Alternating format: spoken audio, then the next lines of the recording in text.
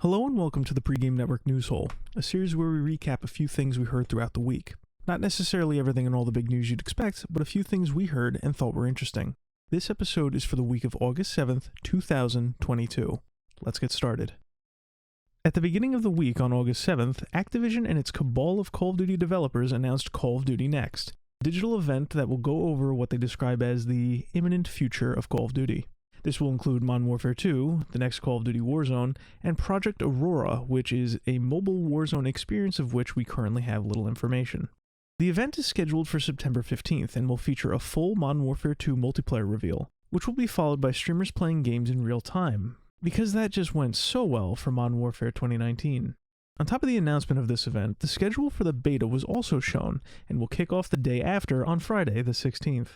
The first wave will be exclusive to owners of PlayStation pre-orders, and will open up to all PlayStation owners 2 days later on the 18th before shutting down on the 20th. The beta will then return on the 22nd, extending to owners of Xbox and PC pre-orders, and then finally, on the 24th, it will be freely open to all players, and run until the 26th, where it will shut down for good.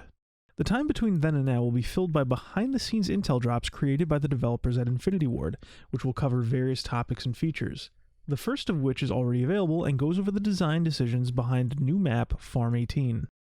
Call of Duty Modern Warfare 2 is currently slated to launch on October 28, 2022, and is planned to be the last title to follow in the tradition of yearly releases that started when the series first launched in 2003, with no mainline Call of Duty planned to launch in 2023. In the early hours of Monday, August 8th, as fighting game tournament EVO 2022 came to a close with Guilty Gear Strive, developers took to the stage to announce a new season of DLC was to start later that day, leading with returning fighter Bridget. Fans of the series rejoiced at his first appearance in a completely new title after a 20-year wait, while new fans and people who don't give a shit about the games were quick to turn this into something else entirely. Within 2 hours of his announcement, the upcoming patch was preloaded and quickly data mined.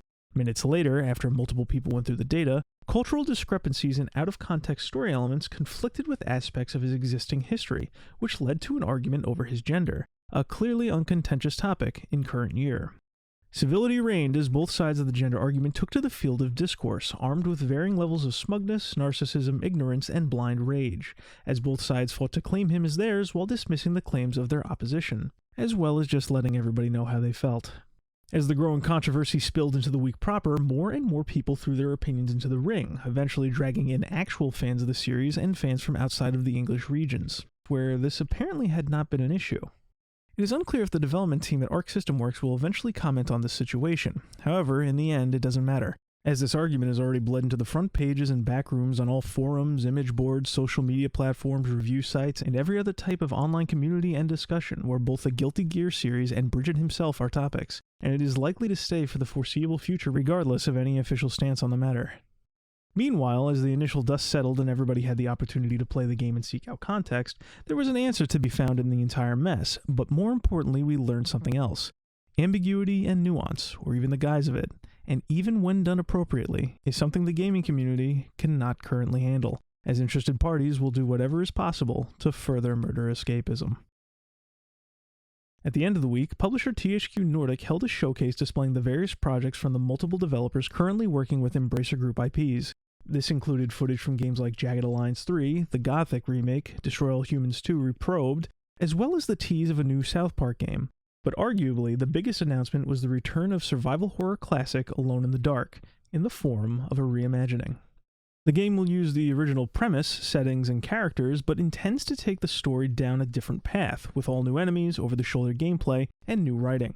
Although the prospect of a fresh take on the series is appealing after its last embarrassing outing in 2015 with Alone in the Dark Illumination, there are a few things that have us worried. For starters, the team in charge of this reboot is Pisces Interactive, who we'll say are far from accomplished. Their development history mainly being mobile games and games that look like mobile games, although they were responsible for Magicka, which was pretty entertaining. I'm just not sure the projects align in any meaningful way. Regardless of how the talent in that team stacks up, this will be uncharted territory for most of them. Aside from the general inexperience of the team in charge, the new story is being written by Michael Hedberg, who worked as a writer on Amnesia, The Dark Descent, and Soma.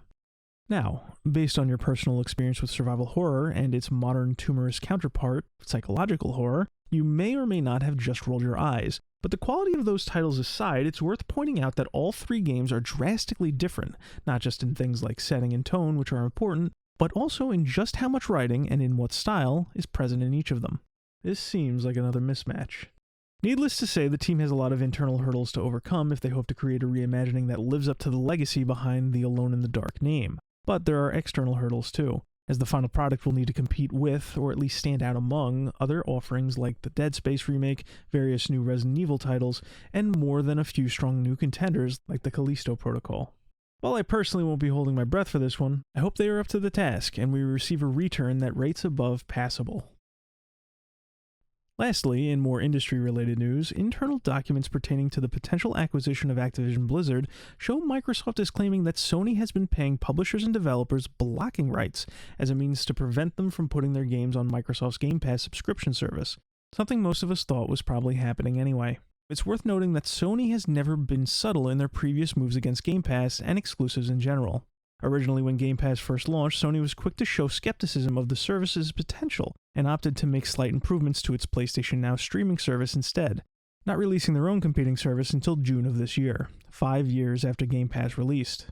The allegation is one of many interesting facts that have come out since May of this year when the acquisition process reached Brazilian regulators, which have policies on matters like these so transparent that documents from the entire process are posted online for anyone to view.